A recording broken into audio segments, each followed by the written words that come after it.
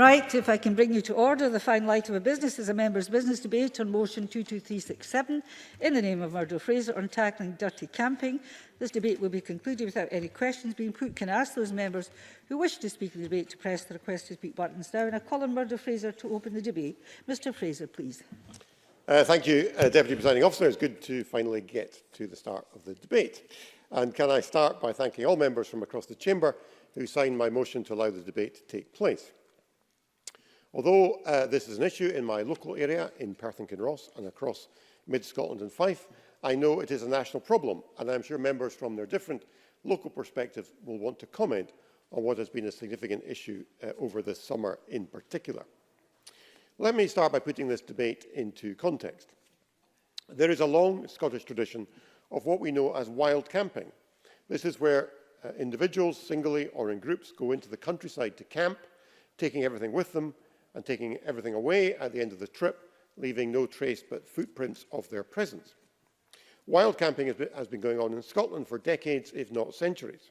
I have done it myself in the past, braving bogs, rain and midges, lots of midges. And it's very important to stress that this is not what tonight's debate is about. I want genuine wild camping to be able to continue without restriction. What we are talking about tonight is something quite different, the relatively recent phenomenon of what we call dirty camping. This is where groups of individuals, often large groups, camp beside the roadside, on a loch shore or at a beauty spot, taking large amounts of equipment with them. They cut down trees, they light fires, they often play loud music and disturb local residents, and at the end they don't tidy up, but they leave a mess behind them, a mess of litter, a mess of human waste, and often just leave behind some of the camping equipment they brought with them. And in some cases, entire tents and sleeping bags have been abandoned. Within my own area, there has been a significant problem with dirty camping over many years, and this summer it seems to have got a lot worse. It is particularly acute around lochsides in Highland Perthshire, lochs like Rannoch, Tummel, Tay and Erne, and in attractive glens like Glen Shee and Glen Lyon. Local residents in these areas are both concerned and distressed by the explosion in dirty camping. Passing places on narrow roads are blocked by parked cars, field gates are obstructed, litter is being left for someone else to clear up, and there can often be a problem with noise nuisance into the very early hours of the morning. Earlier this summer, we saw a horrific incident at Cluny Loch, just outside Blairgowrie, where a local estate worker went down at 3 a.m. to remonstrate with a group of men who were dirty camping and playing loud music, which was disturbing local residents. He ended up being stabbed and seriously wounded. Fortunately, and luckily, not fatally, and individuals have been charged with the offence. It is an extreme case, but it illustrates what can go wrong if the issue is not being addressed. And as I mentioned earlier, this has been an issue for some years, but the numbers seem to have exploded this summer in particular. This may well be because of COVID-19 restrictions on overseas travel, meaning more people are taking their holidays closer to home.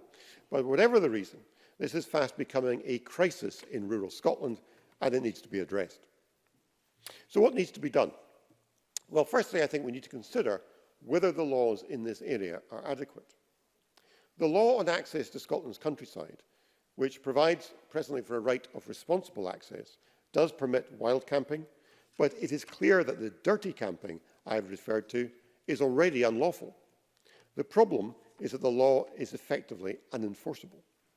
The only remedies available to a landowner are through the civil courts, which is an inefficient, bureaucratic and expensive way of trying to resolve the problem, and would mean trying to identify the individuals involved. So the law as it stands is simply not working. The problems of dirty camping around the shores of Loch Lomond led the Loch Lomond and Trossachs National Park some years ago to experiment with the introduction of a permit scheme for campers in the area. This was hugely controversial at the time and vigorously opposed by groups such as Ramblers Scotland. I remember at that time raising concerns that this would have a displacement effect, pushing people who previously had camped around Loch Lomond to camp at other sites further afield, outside the restricted zone, and there's a great deal of evidence that this is exactly what has happened. So one possibility would be to look at whether we extend permit camping zones to other parts of the country beyond the existing Loch Lomond and Trossachs National Park. However, creating an exclusion zone is a lengthy and expensive business, involving the introduction of bylaws by local authorities or by the relevant national park.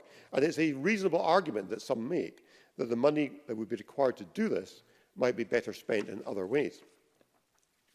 Beyond the legal issues, there are two areas that need to be addressed, in my view: education and enforcement. It is a sad fact that many of the people indulging in dirty camping may not actually realise they are doing anything wrong. People see what looks like an empty piece of land in an attractive rural spot, and they don't appreciate that there are restrictions on how they might behave while they are there. They might... yes, of course. Oh, calling your names. Forgotten the name. Marie Todd. It's been such a long day. No, it's not Marie Goujon. It's not Claire Hockey either. It's Marie Todd. No, thank you. Very gentlemanly of Mr. Mountain. I'm embarrassed enough. Are there any names I've forgotten to mention, Ms. Todd? Sorry about that. Yes, Stuart Stevenson, thank you. Continue. To help you remember my name, I'll set the context. My name is Marie Todd, and I was named after Loch Maree, and you'll be aware of the recent wildfire that was started by a campfire on a Loch Maree island. So, would the member agree with me that the Prime Minister, who recently visited Wester Ross, where I live, should be condemned for camping in an enclosed field and lighting a campfire rather than using a stove, both without the crofter's permission and in contravention This is of an the intervention, Scottish Ms. Todd. Access An intervention. Code? Or does the member believe there should be one law for him and one law for the rest of us? Yes, but that was not an intervention. Well, that's a wee bit of hiatus I wasn't expecting all the way through. I'm sorry we had to wait for so long for such a tiresome party political point from the member, which really is not worthy of her, frankly. Presiding officer, I was talking about people who camp not aware of the restrictions, not aware that there might be an impact from their waste on watercourses which might be needed to serve animal troughs or even human dwellings. They might not realise there are families living nearby whose quality of life will be impacted by them playing music or making excessive noise. So we need to see much better education on those using the countryside as to how they should behave responsibly. And we also need to see much better enforcement of the laws as they currently stand, whether or not we consider if they need to be improved. In my own area, Perth and Kinross Council have established a new initiative working with local countryside rangers and the police to try and address the problem. Those camping at popular spots are visited and reminded of their responsibilities. Where necessary, enforcement action will be taken, but this is by no means a simple matter. It is an approach that could be followed elsewhere in Scotland. And there is in all this a real problem with stretched resources, not least because the issues will often arise at the weekends or out with normal working hours. And this is where I believe leadership from the Scottish Government is required to assist both local authorities and the police to ensure that they have what it takes to try and address the problem when there are so many other demands on their time. And the final thing I would mention is consideration as to whether there are adequate facilities in the form of more informal camping sites that might be established, the provision of toilet facilities and rubbish bins, so that those who want to camp on an informal basis have more safe and secure places in which to do it. Presiding officer, I have tried to summarise briefly what I believe is a significant problem affecting rural Scotland Very briefly, and what please. more needs to be done to try and tackle it. I'm sure other members will want to talk from their own perspective about this issue and how it impacts on their constituents. The key point is that the Scottish countryside should be there for all of us to enjoy, but it needs to be done in a responsible manner, and we need to take account of the interests of those who live and work there. And I have pleasure in moving the motion in my name. Thank you very much. I can remind all members who wish to speak, they must press the request to speak button without naming MD in particular, but I hope they've pressed it now. I call Bruce Crawford to be followed by Finlay Carson. Mr Crawford, please. I'm grateful for the chance to speak in this debate and to thank and congratulate Murdo Fraser for securing the opportunity. I proudly represent a constituency, Presiding Officer, where I consider to be the most breathtakingly beautiful part of the country. Indeed, rural Stirling is home to some of the most spectacular scenery and locations in the world, from the Devil's Pulpit at Finnich Glen to the Dochart Falls in Cullen. the majestic mountains of the Trossachs to the spectacular slopes of the Fintry Hills. It's also the site of some of Scotland's great lochs, including Catrin, Venacher, Ard, Lubnaig and Lomond. Is it any wonder, then, that rural Stirling is a prime destination spot for visitors? Presiding Officer, I'm the first to encourage people to visit my constituency, enjoy its surroundings and support its businesses. And that hasn't changed. However, the COVID-19 outbreak has meant that fewer people have taken a holiday abroad and have instead looked to alternative staycations. This has resulted in days, particularly when the weather has been fine, that people in towns such as, and villages such as Callander, Aberfoyle, Cullen, Balmaha, Drimmen and a good few others have felt under siege. At times, local communities have struggled to cope with the pressure that a huge influx of visitors has brought. We've seen local shops virtually emptied of goods, car parks filled to dangerous levels and cars parked in dangerous locations, litter bins overfilled and litter strewn over wide areas. And often, to the deep concern of locals, too many people concentrated in one place, contrary to social distancing rules. We've also had alarming reports of people behaving recklessly and entering dangerous areas such as Mugdock Quarry and Carron Valley Reservoir. However, it's not just the day trips that people are coming for. Rural Stirling is also a great place to go camping. And as soon as the 5-mile travel restriction was limited, that's exactly what people understandably came to do. Much of my part of the constituency falls into Loch Lomond and Trossachs National Park, where local camping bylaws that Murdo Fraser referred to are in place. Presiding Officer, disappointingly, as restrictions were limited, reports came flooding in of people abandoning large amounts of litter, including tents, sleeping bags, barbecues and other camping paraphernalia. It wasn't long before 20 people were charged in one single weekend for having broken these local bylaws. The photographs in the press were devastating, showing widespread littering as well as severe damage to woodland and, disgustingly, human waste. Presiding Officer, I have to say, the images I saw of how a few thoughtless people treated our beautiful area filled me with both anger and sadness. Frankly, how dare they? Stirling's a welcoming place, but if you're going to behave like that, stay away. Thank you very much. Alongside my colleague MP Alan Smith, I've been involved in a series of meetings with the National Park, Police Scotland, community organisations and Stirling Council to try to find a solution to challenges faced by many communities. And I want to take this opportunity to thank the local communities themselves, as well as the officers and staff of Police Scotland, the National Park and Stirling Council for all of their efforts over the summer. For the future, yes, wider education will be vital, but rural Stirling communities need to know that if the people break the law, they will be prosecuted where appropriate. They need to know they're not going to be left to pick up other people's litter or worse. Rural communities like the one I represent are the most welcoming places you can imagine. However, a small minority of people have made their lives pretty difficult over recent weeks. All they want and all I ask for is a bit of respect. Presiding Officer, I am concluding at that moment. I have to apologise. I'll need to leave before the end of proceedings because of the late hour we're currently at. That's okay, Mr Carson. I understand about that. I understand about later. So call Finlay Carson be followed by Emma Harper. Thank you, Deputy Presiding Officer. And can I firstly start by thanking Murdo Fraser for securing this debate. The £3 million Visit Scotland scheme to holiday at home in Scotland has certainly resulted in more staycations, but communities have largely been left to clean up the consequences. In my own constituency of Galloway in Western Fleece, the most beautiful constituent in Scotland, and no doubt the perfect location for Scotland's next national park, some of our most loved and beautiful areas have been violated, leaving them unsafe for visitors and destroying habitats, and in some instances causing damage to our environment, which will take years to recover. But despite all the good work being done by the likes of Loch Ken Trust, they have tried to address dirty camping, particularly around Loch Ken. It's clear to me that what is missing is a national strategy for tackling a range of rural issues, including dirty camping, fly tipping, wildlife crime, and as the recent NFU Mutual report would suggest, a new strategy including rural crime. The Land Reform Scotland Act 2003 introduced new rights of responsible public access to land and countryside. Importantly, the right of access only applies if exercised responsibly. And the Scottish Outdoor Access Code sets out the rights and responsibilities of those exercising those rights.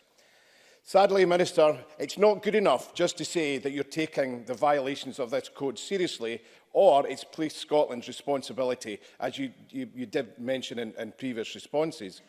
But back in 2003, we had in the region of 350 countryside rangers across Scotland. And in 2017, a survey carried out with the Scottish Countryside Rangers estimated there was only there'd been 141 jobs lost in the previous 9 years. Approximately 54% of those losses were in local authorities who have responsibility for upholding and managing access. They've come under huge pressure, not only financially, but also with the added burden of managing thousands of new miles of core paths. Scotland's Ranger services were supported by funding managed by SNH. However, 2 fiscal measures were implemented which subsequently impacted on this support, particularly for local authorities. Firstly, indirect funding of local authorities was stopped, which meant SNH could not give grant aid to them. This was, however, mitigated by ring-fencing funding for the Ranger service to be held within local authorities' block grant. However, a few years ago, this ring-fence protection was also removed, and that policy has a significant detrimental effect on local authority Ranger services. To compound this, SNH made a unilateral decision to phase out grant aid to Ranger services out with local authorities, affecting NGOs, private estates, charities, community-led initiatives, and directly led to more Ranger jobs losses. These policies have been robustly challenged by the Public Petitions Committee, and I'm pleased that as a result there will be a review of the Countryside Ranger Service to be published soon. But to bring us right up to date, sadly we've also lost 15 out of 35 Rangers posts within the National Trust for Scotland, and the trend, as we can see, nationally is very much down. There are some good news. So the Scottish Power Renewables have funded 2 part-time rangers in the Southern Upland Way, and with other renewable energy organisations have employed a handful of rangers as part of a community benefit. But I suppose it shows that there can be a public-private funding model in some areas. The Countryside Ranger Service brings a whole host of benefits to the area of support, managing land and water conservation and for recreation. They provide a link between visitors and local communities, businesses and agencies, farmers, gamekeepers, foresters, access officers, biodiversity officers, Police Scotland and many more. They help directly to look after the landscape and wildlife in our forests, coastal and urban areas. But that will not continue as we face that expertise being lost. And I call on the Scottish Government to consider funding a countrywide Countryside Ranger apprentice scheme through their Green Recovery Fund to ensure that we don't lose that knowledge that's been built up over years from our Rangers. Deputy Presiding Officer, the debate today might have been on dirty camping, but there's a range of problems due to irresponsible access and the blot it leaves in our national natural environment. And we demand more from our government. I'd urge ministers to meet with me and stakeholders to look at how we can provide the urgent funding that will reinvigorate our much-loved and invaluable Countryside Rangers network.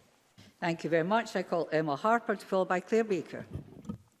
Thank you, Presiding Officer. I welcome the opportunity to speak in this second members' debate, Tackling Dirty Camping. This is our second debate since March, actually our second members' debate. And I congratulate Mr Fraser on securing this debate. Dirty camping has become a big issue for Scotland's rural communities, including across my South Scotland region, since the lockdown restrictions were eased on the 15th of July. And I will restate that this isn't about wild camping, so Mr Fraser has ably described that. This is about dirty camping. Presiding Officer, the rise in number of people taking staycation holidays in Scotland is welcome, and supporting our local economy, supporting our small and medium-sized tourism businesses and villages and towns, and supporting our rural areas across Scotland is absolutely welcome. However, when enjoying staycations and when camping in particular, people must respect our natural environment and they must be familiar with the Scottish Outdoor Access Code. So it was interesting to hear the Minister's response to questions asked earlier in Chamber today that more than 250,000 people have accessed the Outdoor Access Code online since lockdown. And in Dumfries and Galloway, we have seen a number of unfortunate incidents involving a very minority of visitors who don't respect the local area or our natural environment, or the staff and volunteers who look after our areas of fantastic natural beauty. This has been a major issue in the area around Lough Ken near Castle Douglas, as Mr Carson has described as well. And the members of Lough Ken Community Trust have obviously contacted us both. I've met with them outdoors in a socially distanced way, along with my colleague, Councillor Dougie Campbell. We heard about the problems and experience from the Lough Ken Trust members. It was troubling to hear about the verbal abuse experienced by volunteers, fishing permit staff and members of the community when they were attempting to support and help visitors on the optimal way to enjoy the beauty of our area. One staff member was threatened with physical abuse, and as I mentioned, other volunteers have been verbally abused. This isn't acceptable. Presiding Officer, have raised this issue of fly camping, now widely known as dirty camping, with the First Minister, the Rural Economy Secretary, Dumfries and Galloway Council and Police Scotland in recent weeks to seek a positive way forward as soon as possible. The constituents I have engaged with from the Lough Ken Trust have some key asks of the Scottish Government, local authority, police and other agencies. They are interested to know whether the Scottish Government can provide a pathway which would allow for local police divisions to supply community organisations, staff and volunteers from our areas with a radio link which connects them to the police for easier, quick contact. And they're also interested in whether the Scottish Government can offer de-escalation training to community groups and staff to help address challenging or aggressive behaviour, which could help provide the individuals with confidence to be able to better deal with these adverse situations which may arise. And they're also interested whether funding can be offered to those entrusted with our areas of natural beauty so that they can buy equipment such as body cams, which means proving that these Members actually coming to a conclusion shortly. She's in the last minute. Okay, sorry, I would have if we'd had more time. Well, all right. I'd seen I made such a mess of things earlier. Okay. Yes. Thank you. Mr Carson, yes, I will absolutely be delighted to take an intervention. Thank you for taking my intervention. Would the member agree that bringing all these services together could be best facilitated through the likes of a countryside ranger who were very successful in the past in Dumfries and Galloway, a service provided by the local authority, and which should back calls for funding for a nationwide countryside rangers service again? Emma Harper. Thank you, Mr Carson, for that intervention. I was actually coming to that issue of partnership working is critical. Now, obviously, budgets are really challenged right now, and it's something that obviously the Minister would need to be responding to. But I would support certainly engaging with all members of local authority, the police and the community agencies out there. We know that these asks might make a huge difference to the way that we manage our countryside and our beautiful Bonnie Galloway instead. And one thing I would just finally finish with is that we talk about the way that we look after our countryside, and there is a well-known phrase that we need to use, and it is about taking only pictures and leaving only footprints. Thank you, Presiding Officer. Thank you. I call Claire Baker to be followed by Andy Whiteman, please. Thank you, Presiding Officer, and I thank Murdo Fraser for bringing the debate to the Chamber, and also Ramblers Scotland and Mountaineering Scotland for the helpful briefings they have provided.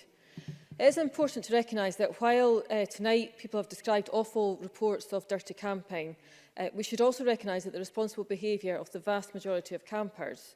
Wild camping and roadside camping are lawful practices, provided they are carried out responsibly, and I welcome the actions of many campers who do abide by the leave no trace ethos of the Outdoor Access Code. It is not the case that informal camping in itself is disrespectful or antisocial, but the pollution and the debris that so-called dirty campers are creating is risking the reputation of many responsible campers. Camping is an opportunity to get out and see the natural beauty of Scotland, to stay in remote and rural places in an affordable way. It is also an opportunity for rural businesses and communities to welcome visitors and showcase what their local area has to offer. It brings economic benefits as well as having positive health impacts relating to being in the outdoors. Finding official places to camp in Scotland can be difficult in the summer, especially on the rare occasion that the sun comes out, and often requires forward planning that doesn't necessarily fit in with the impulse of throwing everything into a bag or the back of a car and heading off. This year, however, the closure of many campsites and the restrictions on the use of other accommodation has seen an increase in numbers of those camping off-site, and unfortunately an increase in so-called dirty camping. The reasons behind this are various. Restrictions on overseas travel, reducing household income, concerns about travelling and staying in large groups, the cancellation of festivals and other events. These have all contributed to an increase in the number of people looking to camp, many of whom are inexperienced in doing so. To that end, it is vital that the responsibilities that we all have when enjoying access to the outdoors are communicated clearly, and many members have talked about the importance of education.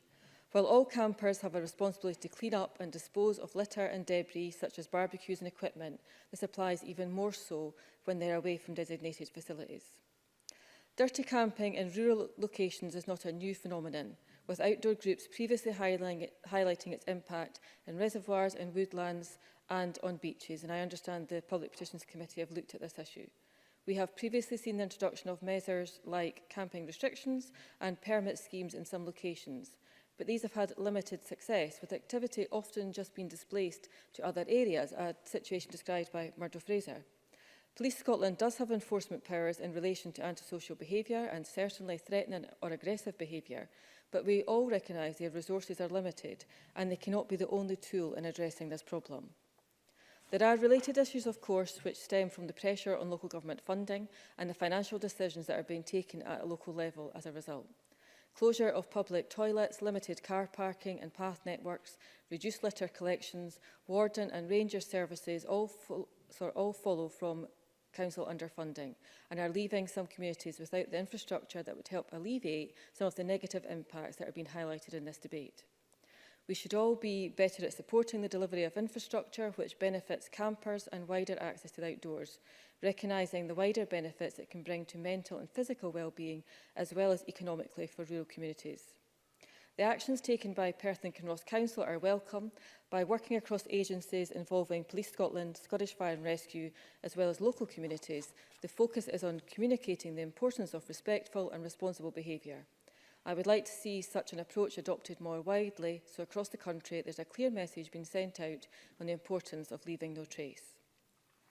The news that the Cabinet Secretary will be holding a meeting next week to discuss this issue is welcome, involving national parks and others, and I hope we see some positive action come from that.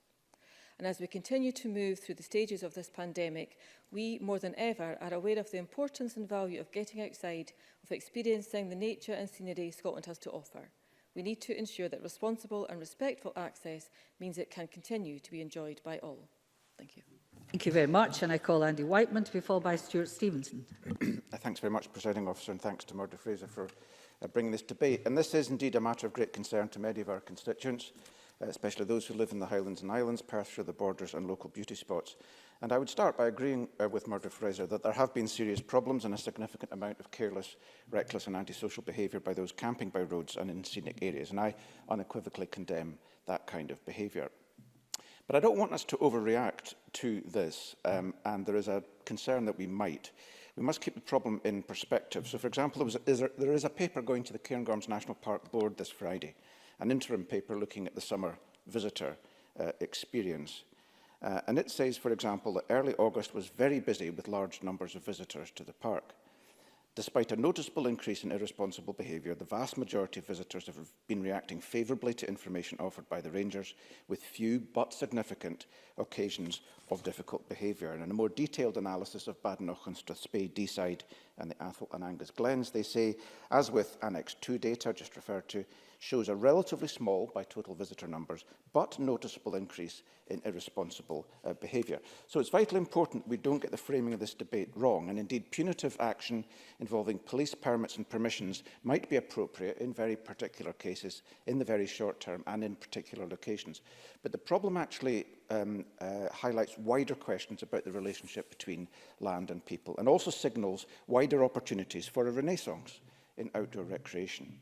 Because I know from conversations I've had with rangers and outdoor activities instructors that many who have engaged with so-called dirty campers that many are actually doing things like cutting live wood and leaving litter out of genuine ignorance. So who is responsible for that ignorance? For centuries, the law has sought to punish those who camp, to punish those who travel, and to punish those who use land for recreation. Luckily, now we have some of the best access legislation in Europe. It is a statutory right to camp responsibly in Scotland. So rather than responding by reacting solely, and we should react, but rather than reacting solely to the most extreme examples, we should also ask how to encourage people to act responsibly, how to educate, how to inspire a love of the outdoors in a generation more used to Mediterranean beaches and music festivals.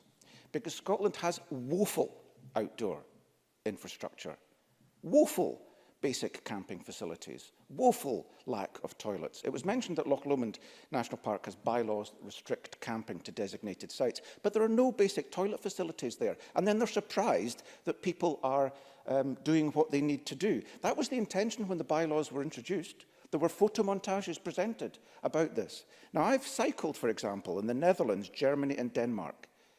These countries take outdoor recreation very seriously. They provide appropriate facilities, even in the midst of some of the most intensively managed landscapes in the world. So we need to democratise our countryside, and that means a vastly expanded programme of infrastructure provision, significant media and education programmes, proper resources for outdoor education centres, and an expansion of ranger services, as Finlay Carson was talking about. It means that we must ensure that such services have sufficient funding to protect fragile landscapes, communities and educate visitors. We should be accelerating the hutting movement to levels that have been the norm in Germany and Finland for decades. Land around cities should be managed primarily for recreation, for community food projects, for recreational hutting, rather than low-output, publicly subsidised agriculture, so that the public have easy access to high-quality, low-impact leisure opportunities. Because in the Cairngorms National Park paper, it's also noted that there appears to be, over this summer, it's an interim paper, a shift towards a younger demographic, with an increase in visitors under 25. So what an opportunity to turn around centuries of prejudice and hostility to those who want to enjoy the fresh air. This is the moment, Presiding Officer, to transform the countryside, to embrace the newfound interest in the outdoors and put in place the infrastructure and management that is taken for granted in any normal European country. Thank you.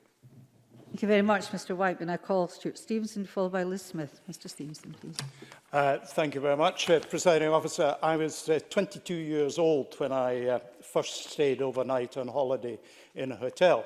Up to that point, all our family holidays were under canvas. And the first one of them may have been in Finlay Carson's constituency, although it might have been in Oliver Mundell's. I'm a little uncertain in the early 50s. And picking up on what others have said, I've camped on the shores of Tummel, Tay, Lubnaig, Morlich.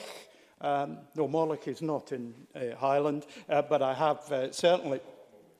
Lochmorlich, yeah, that's correct. But I've also camped on the shores at Rosemarkie, Fortrose, Achmelvik, many other places in Highlands, and indeed, Minister, at St Cyrus, where I went with the Boy Scouts. My first Boy Scout camp, Claire Baker may care to note, was at Anstruther, well, inland from Anstruther. So I've spent a couple of years under canvas, but I was trained and brought up in the Boy Scouts by people who knew what they were doing. So hopefully, I, as a steward, of course, one of Scotland's great travelling families, have sustained the traditions, but also behave in a proper manner. And I think that goes to the heart of it, that yes, we can do things with legislation, yes, we can do things with facilities, but if we don't actually manage to change what goes on inside the minds of many of these people who have little respect, either for the environment or for people who live in the environment. I will recognise Mr Mountain. Edwin Mountain. Thank you, Presiding Officer, and I'm pleased you remember my name. Just on that point, if I may, and I ought to declare an interest in land, a lot of people that camp on and around where I am do it with huge responsibility. Sometimes they make the mistake of leaving things behind, like stones, which they had their fire pits in, which damage the farm machinery. So some people are well-intended, but do you think the education can take those well-intended people to the next step so we can all get on without any conflict and damaging each other's enjoyment of the environment?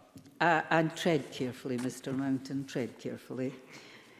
Mr Stevenson. I mean, I think Edward Mountain speaks some very good common sense. That none of us are perfect in anything that we do, and we can all improve. I think it was slightly surprising, I may say, to hear Finlay Carson say the government should be telling councils what it spend the money on. But fine, he might be quite correct. And incidentally, the first time I visited what's now my constituency was Sanine in, I think, 1963, where I was camping, of course. But the bottom line, and the last time camping, because I had the misfortune to marry a spouse who doesn't like camping, I was in Wadi Rum in Jordan, so we could watch the sunrise over the desert. But she didn't feel she wanted to repeat the experience after that. But the bottom line is that camping is enjoyable. It is enjoying the natural world, but we have to do it responsibly. And I was here when we passed the land reform legislation, as others were who are sitting here, and I see Murdo Fraser nodding sagely. It certainly created an idea in too many people's minds that they, in quotes, own the country, which of course is not true. We all owe a responsibility to the country, and I think that's the important point that we want to take from this debate. I think the role of country rangers has been emphasised, and I've met many, and I know the valuable contribution that they make to quite in a mannerly way helping people understand. But at the end of the day, if we've people who simply want, without regard to others' sense of what is right and proper, and others' peaceful enjoyment of where they stay, then we've got a problem that won't be solved by laws, won't be solved by trebling the number of rangers, but is something that we simply have to address much earlier in people's careers. Maybe we should subsidise the Boys Brigade and the Boy Scouts, because that's a good training ground. It's where I learned to cook, it's where I learned to camp. Presiding Officer. Thank you very much, Mr Stevenson. Before I call you, Ms Smith, due to the number of members who wish to speak in the debate, I'm minded to accept a motion without notice under Rule 8.14.3 to extend the debate by up to 30 minutes, and I would invite Murdo Fraser to move such a motion without notice. Formally moved. So do members agree to extend the debate this evening? Yes. That's agreed. Thank you very much. I now call Liz Smith, who will be followed by Gordon MacDonald. Ms Smith. Thank you very much, Deputy Presiding Officer, and I'm very grateful to Murdo Fraser for securing this debate, as there's absolutely no doubt at all that this has become a very serious issue in many parts of rural Scotland, part of the triple blight that has become litter, fly tipping and irresponsible camping. And it's not only costing local communities and local authorities huge sums of money, but it's also leading to very significant aggravation and inconvenience. Indeed, in some areas, the problem has become so bad that it's turning tourists away, and how badly we need them right now. And there's also a situation that in many of the local communities, some people's everyday lives are being upset by this because they feel that they are threatened by the activities of these dirty campers. And nobody should have to put up with that. In fact, a couple of weeks ago, I was taken with the local councillor to the shores of Loch Earn in Perthshire to meet many of the members of the St Fillan's Community Council, and I was absolutely astonished at what we were shown. It was a case of branches being ripped off trees, some of them unable to be burnt, so left strewn across the ground, old cans, broken glass, old tents, significant amounts of human waste, discarded plastic, and so it went on. It was positively revolting. And I completely accept the point, very good point, that Andy Whiteman made about the need to balance the law and to educate people. And I thought Stuart Stevenson made some very good remarks about what you learn in self-discipline by being part of the Boy Scouts or the Boys Brigade or whatever. And I just want to flag up something to the Scottish Government as well. Is about... Yes, of course. Stuart Stevenson. Just to be absolutely clear, I'm not seeking it only to apply to males. Females should equally have that opportunity. Liz Smith. I would never have thought anything else, Mr Stevenson. But I do want to flag up to the Scottish Government that there is another issue here. and that is about the pending closure and threat to a lot of the outdoor centres who are absolutely at the core of inculcating the self-discipline that Mr Stevenson and Mr Whiteman refer to, because I think these are extremely important respects. But it's a very small number, but an increasingly small number of people who are totally irresponsible and for whom I don't think the self-discipline really comes into it at all. They are selfish individuals. They're people who have got no care for their local community whatsoever. I don't think they even begin to want to understand what is happening there. And as far as Loch Earn is concerned, they're pitching up on late afternoon on a Friday, and they are despoiling the countryside. There is no other word for it. And they are bringing very expensive kit with them, expensive television sets, music systems, and a very expensive camping equipment. So don't pretend that these are people who don't have some sense of responsibility, but I don't think they care about the damage that they're inflicting on all these other communities. So I think we do have to balance it between education. I think it's very important that we look towards what we can do within and I think Mr Whiteman made another interesting point. It's not just about younger people. This is about getting people to understand the responsibility that we have to our countryside and to make sure that people understand what responsibilities they bring or should bring with them when they visit somewhere like that. But there is a legal aspect, and I think that Finlay Carson raised some interesting issues about the bylaws. Some of the bylaws are not strong enough and they're not working well enough. Otherwise, we wouldn't have such an extensive problem that we do. But to get back to the point that Mr Fraser raised earliest, is that if you are going to be able to enforce this law, you have to be able, firstly, to detect it properly, but to support the police or the local environment agencies, the local authorities, to be able to identify the individuals that are causing the problem and apprehend them and punish them. And as things stand just now, I'm not convinced that the law is as balanced as it should be. I think local authorities do have some limited powers, but there is no compulsion upon them to report some of this. And I want to make just another couple of points. I think technology's got a role to play. A couple of weeks ago, when I was visiting some of the countryside conservationists, they were talking about a new app that is, I think, very promising in terms of being able to direct the police and various people to know where there is going to be wildlife crime committed. And this app, I think, has got a lot of promising technology about it. And being able to identify where there is a criminal offence, I think, could be very helpful. And Claire Baker raised an interesting point about Perth and Kinross making use of the hub and the information process. That's something that St Fillan's has been pitched into with Perth and Kinross. And I think that's an important point. So perhaps technology is something that we should be harnessing in the future. But my final point, Deputy Presiding Officer, is I think this question is about balancing the law with rights and responsibilities. It's all very well having our rights. Everybody wants that. But with rights come responsibilities. And we need to understand that legislation has to balance these two. Because if we don't do that, we're not going to solve this problem. Thank you. Thank you very much. Now, as we can't have notes passed to the Chair, if MD, because we're sitting late, requires to leave for another commitment, if they just sort of indicate to me, is that the case? Well, that's fine, Ms Baker, just go. It's okay.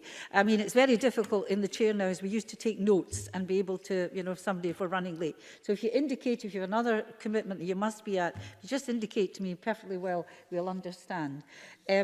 So is there anybody else in that position? Just hope the class doesn't completely disappear, letting them off early. But there we go. I call Gordon MacDonald, therefore, to be followed by Jackie Bailey, please. Thank you, Presiding Officer, and I also thank Murdo Fraser for bringing this debate to the Chamber. Dirty camping in the Pentlands has been an issue which sadly has been a problem that many of us have been dealing with for a number of years. We previously had to deal with three main issues: litter, poachers, and in the summer, groups of youngsters camping. However, mainly as a result of the current pandemic, This year, we are seeing dirty camping on a different scale. In the last 3 weeks, in the Pentlands alone, the police have engaged with 89 campsites and had to disperse groups of people on 6 occasions. Police Scotland reported that, unfortunately, the increase in visitor numbers has led to an increase in littering and antisocial behaviour. This includes those who are camping with little regard for the local environment or wildlife, leaving litter, causing damage to trees and lighting fires. Littering is an ongoing problem, and I have on a number of occasions helped members of the Friends of the Pentlands to carry out litter picking around the car parks and paths across the regional park. This is happening in the Pentland Hills, an area that Cameron McNeish describes as Edinburgh's lungs.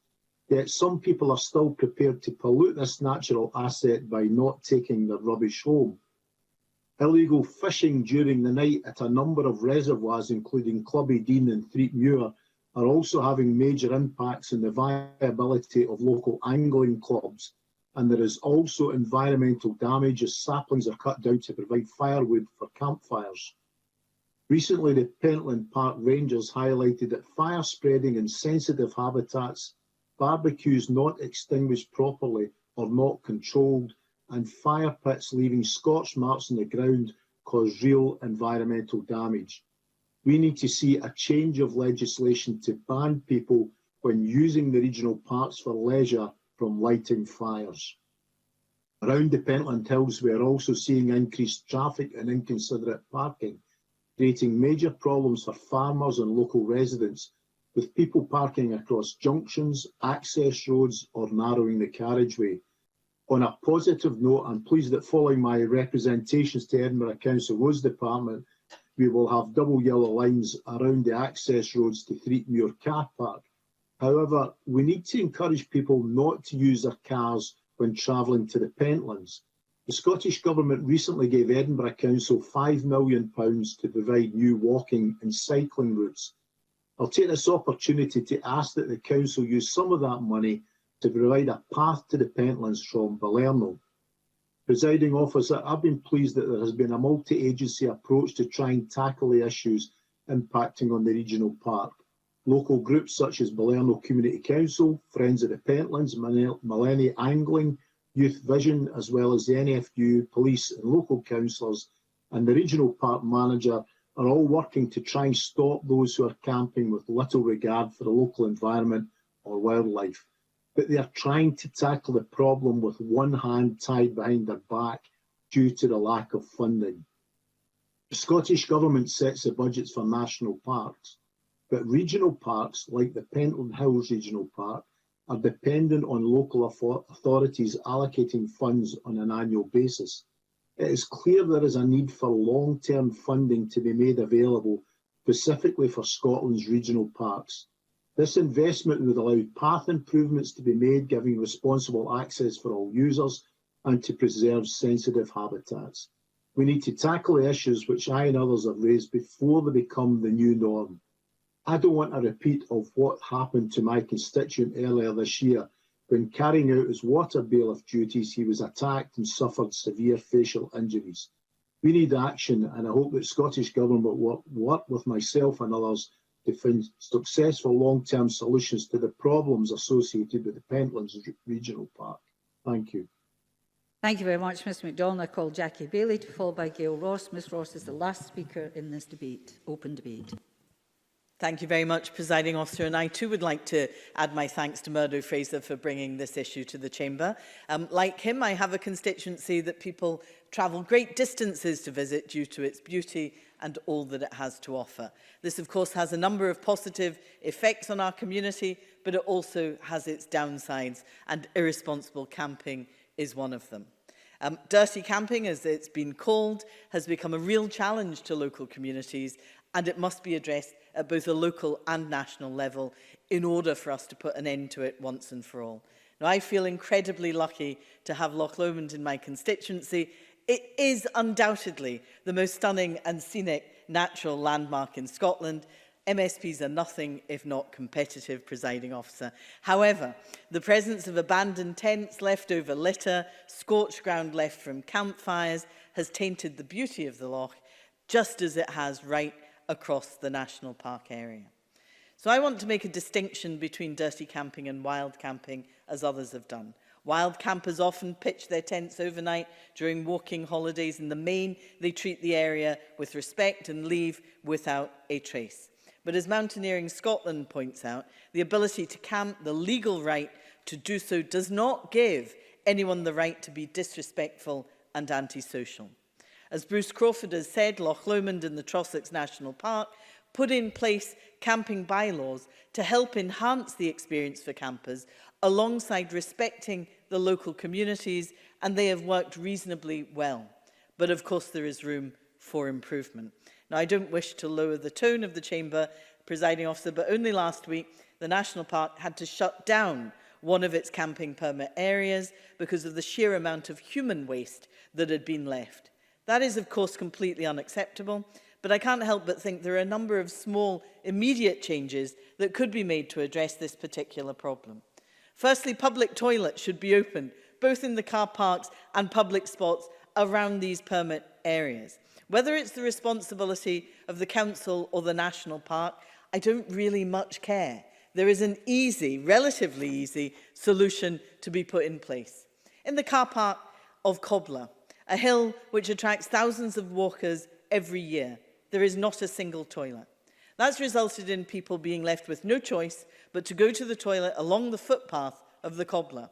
That's both unhygienic, but it's extremely unpleasant for all involved. Similarly, with the amount of bottles, cans, wrappers and used barbecues that are left, some bins situated in the most popular spots would at the very least encourage people to clear up after themselves. Some of the antisocial behaviour that comes with dirty camping is inexcusable, and I am under no illusion that just having bins and toilets will solve this. But for the majority, having these facilities will undoubtedly be very welcome. And I know that the National Park has invested money in portaloos. I never thought I would come into politics to talk about toilets, but there you go. And that has been extraordinarily helpful.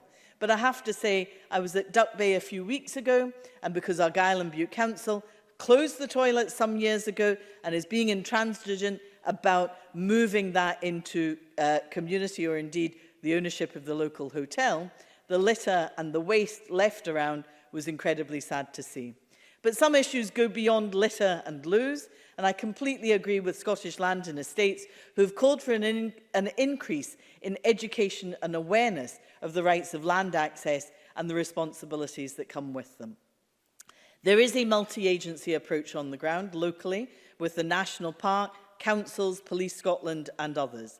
The full extent of existing powers must be used when cracking down on the antisocial nature of dirty camping, and the Scottish Government needs to provide, as a matter of urgency, additional financial support for the National Park and for councils to put some of these facilities in place. Lastly, I would encourage the National Park and local councils, and particularly in my area, Argyll and Bute Council, to continue to engage with local people on this issue. The communities and businesses in these areas are suffering. I would commend them to groups like the Friends of Loch Lomond, who have a huge amount of local knowledge. That knowledge of the problems and their views on how best to address them are invaluable. Presiding Officer, I look forward to continuing to work with them to protect and support our beautiful national park. Thank you very much, and I call Gail Ross, please. Thank you, Presiding Officer, and can I also thank Murdo Fraser for bringing this very important debate to the Chamber today. Dirty camping is a relatively new term. It's a descriptive term, but it's an accurate term. And as has been mentioned already, it's different from the well-used term of wild camping. Now, we all know that lockdown has been one of the most difficult experiences many of us have had to endure. And the lifting of the restrictions on the 15th of July meant that people all over the UK flocked to my glorious, beautiful constituency to holiday there, and very welcome they are too. But there seems to be a minority of campers that are ruining the reputation of the sector, disrespecting our countryside, abusing the locals, and generally behaving in a manner that is completely unacceptable. And I think the truth is that this influx of visitors, whether in motorhomes, caravans or tents, has taken us all a bit by surprise. I have been inundated with emails from locals to say that camper vans and tents are parking up everywhere and anywhere, laybys, car parks, fields, and even some in private driveways. Accounts of fires, litter, including nappies, and human waste are disgusting. Communities shouldn't have to put up with it. And Jackie Bailey was right when she said, you know, if we've got more litter, we need more bins. And Highland Council have been closing toilets where they possibly should have been opening new ones, or at least looking at some kind of system of charging for them.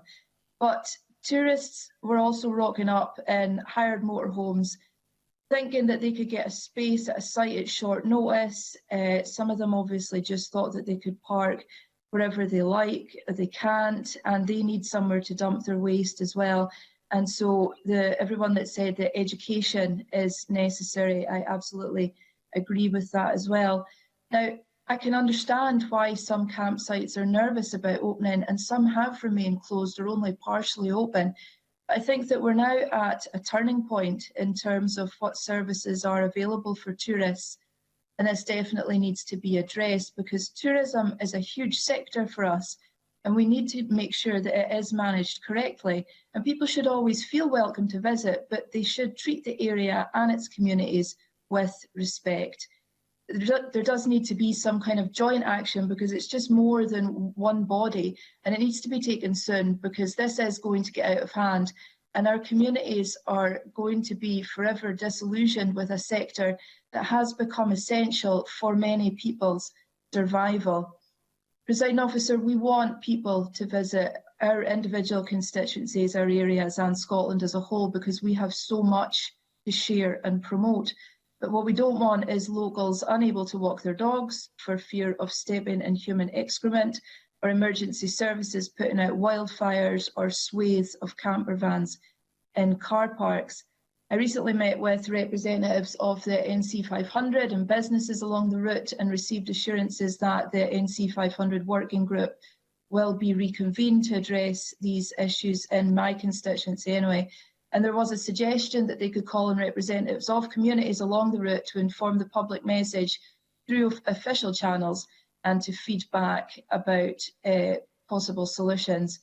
I also urge apps and websites which promote areas as being perfect for wild camping, again, to make sure the term is correctly used and the areas are being promoted properly and they're not farmland, common grazings or other inappropriate sites. So campers, as has been said already, should follow the Scottish Outdoor Access Code and leave the area as they found it. I would like to end by thanking all the volunteers and locals that have been helping to clean up their communities' roadsides, woods and beaches, especially to my pals, the Ullapool Sea Savers. Your work hasn't gone unnoticed. Thank you. Thank you very much. And I call Marie Goujon to close for the government, please. Thank you, Presiding Officer. And I think it's just been brilliant. This has been another really interesting debate. And I think we've had a really good chance to tease out a lot of the issues here. So I really want to thank Murdo Fraser for bringing this to the Chamber. And as usual, when it comes to these sorts of things, we always have the competition about best constituency. But unfortunately for everybody else in the room, I have the last word. And of course, it's Angus North and Mearns. So there we are. So I'm glad I've settled that for everyone today. But again, I want to thank Murdo Fraser for that. And also just pick up on when Bruce Crawford thanked the Rangers and all the people that have been involved in clearing up a lot of this mess, and who have really been at the forefront of dealing with these people and all the people in communities that have had to put up with this. And just a massive thank you to everyone who's been working so hard to try and keep our communities safe and clean throughout the coronavirus. Because it has been a massive piece of work that they've done, and I know that this is something that is of huge interest and of huge concern to members right across the Chamber. As we've seen from the debate today, and also from the fact that we'd had a number of questions on that, environment and rural portfolio questions this afternoon. because issues around dirty camping, issues around litter and fly tipping have been increasingly raised in the media, as well as directly with us as in the Scottish Government. Again, a number of questions were raised today, and rightly so, because we're all concerned about this. Our constituents and the communities are concerned, and everyone wants to see these problems tackled and for that to be done effectively. But yes. Finlay Carson. Thank you. I appreciate the Minister for taking the intervention.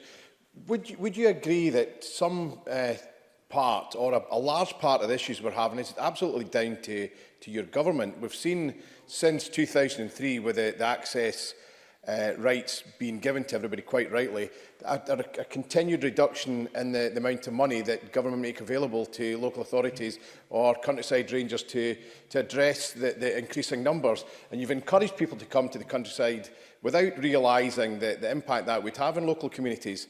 For example... no, not for example, because that's a good intervention, but you're going in another wee speech. Minister. Intervention, and it's something that I would entirely disagree with as well. I will come on to address some of the points that you've raised later on, well, hopefully, if I get the time to get around to do that, because one point I will want to come back to as well is I think that Stuart Stevenson's contribution raised a lot of important issues. I think some of the things that I see, particularly in my own community, we've seen increased littering and fly tipping. It is about what is going on in the mentality of people that they think that that is either an acceptable thing to do. How do we get to that to prevent that sort of mentality developing in the first place? And that's one of the key considerations that I have and that I think is vitally important, because you could put all the resource into enforcing in the world, but we don't want to have to enforce this as much as we do or may have to do. We want to try and prevent this sort of behaviour occurring in the first place. And I think that's going to be a really important issue to tackle. Okay. Michelle Valentine. Is very important, and as a youth leader working with children from deprived areas, the biggest problem, which was mentioned I think by Liz Smith and by Struan Stevenson, is education. And we learned as youngsters in our outdoor education through scouts, through cadets, through school, and that is being eroded massively. Netherwood in our region is being closed. Places where they learnt how to treat the countryside and learnt about how to behave, how to camp, how to walk, not to litter. Will you commit to actually looking at outdoor education and improving the funding there? Yeah, thank you. I'll let you have a long intervention because you haven't sat through the whole debate. Madam Goujon. Thank you. Again, I will come on to these points about education as I continue on through my speech. So, I think what is important, though, is that while it might be convenient to categorise all of the issues that we've discussed today under the term dirty camping, that can be an oversimplification because it masks what is in fact a more complex array of issues, again, a lot of which we've covered today. Now, of course, there are the social impacts of the coronavirus and the long periods of lockdown, but we also need to recognise that a lot of these issues predate the pandemic, and we need to understand these better if we're going to try and deal with them. Now, there's a generation of people who've grown up since the introduction of our groundbreaking access rights, and a wider group who appear to have forgotten the exact responsibilities that may come with those. And I think Murdo Fraser raised that point when he opened the debate this evening, because some of what we see, people may not realise what they're doing, or they are completely ignorant of the wider impact that it's going to have. And we'll have to consider those issues against the backdrop of the extraordinary challenges we've faced, that we've all faced over the last few months, the limitations that we've had on social, leisure and recreational activities, and particularly in our centres of population, have coincided with a much reduced range of options for travel and holidays. Now, in very general terms, we've been seeing problems from two different types of issue. One of these relates to an increasing volume of motorised or roadside tourist campers who congregate, usually independently, in roadside locations. However, the capacity of facilities and services are sometimes insufficient to meet the growing demands that are placed on parking, litter and waste disposal. And while a lot of these issues aren't entirely new, they've been much more acute this year because of the particular combination of circumstances that we've faced during the phased exit from lockdown. And the other newer phenomenon is the higher impact party campers whose activities appear to be focused on alcohol consumption, and there can often be that complete disregard for the environment and the people and communities that they can affect. However, it's important to stress that reports from those managing these issues on the ground confirmed that most people are trying to behave responsibly. And I think that was a really important point that had been highlighted by Andy Whiteman tonight. And of course, we've already made that distinction tonight between the very different wild camping and what is now known as dirty camping. Now, that terminology has recently been adopted to describe the antisocial behaviour, negative actions and complete disregard for Scotland's Outdoor Access Code, which is being exhibited by a small minority of individuals when taking irresponsible access to Scotland's countryside and environment. And I do think it is vitally important that we remember the vast majority of visitors to our countryside do so, and they do that respectfully and responsibly. Because it's important to remember all that. We want people to be outdoors and enjoying our countryside, and wider than that, Scotland's natural landscape is a vital component of our tourism appeal. Around 50% of our visitors come for our landscape and scenery, and another 23% just want to get away from it all. And it's crucial for a safe and strong recovery for tourism that we maintain these beautiful locations for future visitors. And the impact of this pandemic on our tourism sector has been challenging, and we in the Scottish Government and agencies like Visit Scotland are working hard to share the messages of responsible tourism. And I want to highlight some of the action that's being taken today because, of course, we do take this very seriously. We're working with the motorhome hire industry through the Campervan and Motorhome Professional Association to help promote appropriate behaviour for those hiring vehicles, including proper arrangements for waste disposal and driving.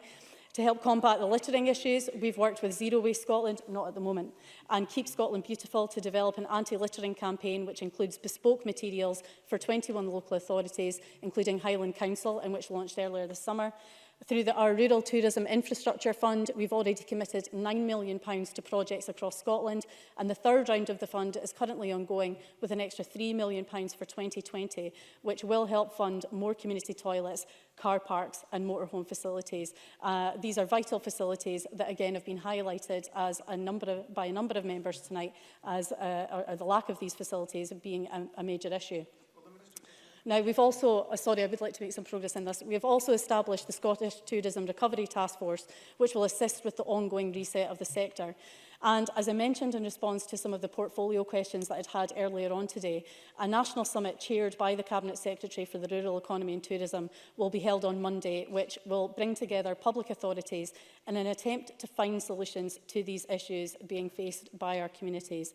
Now, I know that Finlay Carson had talked about issues about the Ranger Service and a need for an increase there. And I know that Murdo Fraser, I think, had highlighted the approach that had been taken between the Countryside Rangers and Police Scotland, which had been having a real impact there.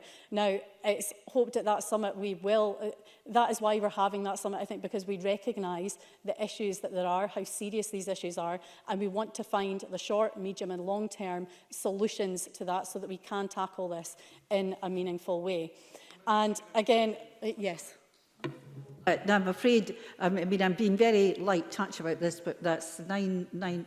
Oh, well, yes, all right, but it has to be brief. We want to get home sometime tonight, Mr Whiteman. Thank you, Presiding Officer. And the Minister mentioned the summit on Monday, and she mentioned the role of public authorities in the Scottish Government. I mean, can she explain why a number of campsites, including Glenmore and the Cairngorms, are leased on a 75-year lease, won't expire till 2081, to Camping in the Forest LLP based in Coventry. One of the officers on the board is in fact the Forestry Commission. So will the ministers use their powers to reopen that campsite, which is going to be shut till April 2021?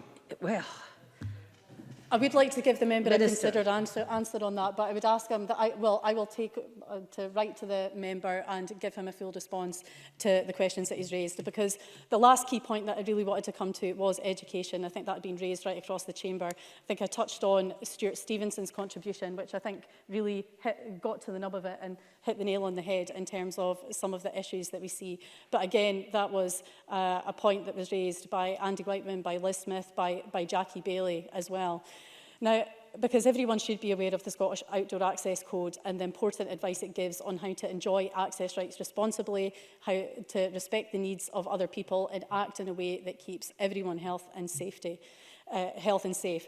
Now, there is already considerable experience of managing impacts of this type, and that's highlighted in the guidance on managing tent-based camping produced by the National Access Forum, and practical experience in busy areas such as Loch Lomond and the Trossachs National Park. And we're also very actively transmitting information to raise awareness of how to behave responsibly. As part of that effort, Nature Scot is running a campaign to promote the Scottish Outdoor Access Code, which Emma Harper highlighted in her contribution.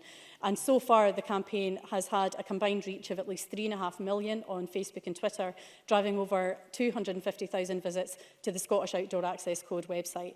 And that's been accompanied by campaigns to encourage responsible camping and combat litter, led by Visit Scotland and Zero Waste Scotland. And just to draw to a close, Presiding Officer, this has, of course, been an extraordinary year, and we're all keen to learn from that and to plan for the next. And while the headlines understandably accentuate the issues, we shouldn't lose sight of the benefits. And again, I think that's where the points that Andy Whiteman made were very important. Most people have behaved responsibly, and we have to also recognise how the staycation is playing a role in helping Scotland's tourist economy back to its feet. Because amidst the huge pressures that we, the countryside, communities, landowners and agencies have had to deal with, more people have connected responsibly with the outdoors. They've enjoyed Scotland and engaged in a healthy activity more so than ever before. And this is hugely important in terms of our capacity and resilience to deal with this and indeed any crisis. Thank you. Thank you very much, Minister. I thank all members for their contribution, and I close the debate and this meeting of Parliament.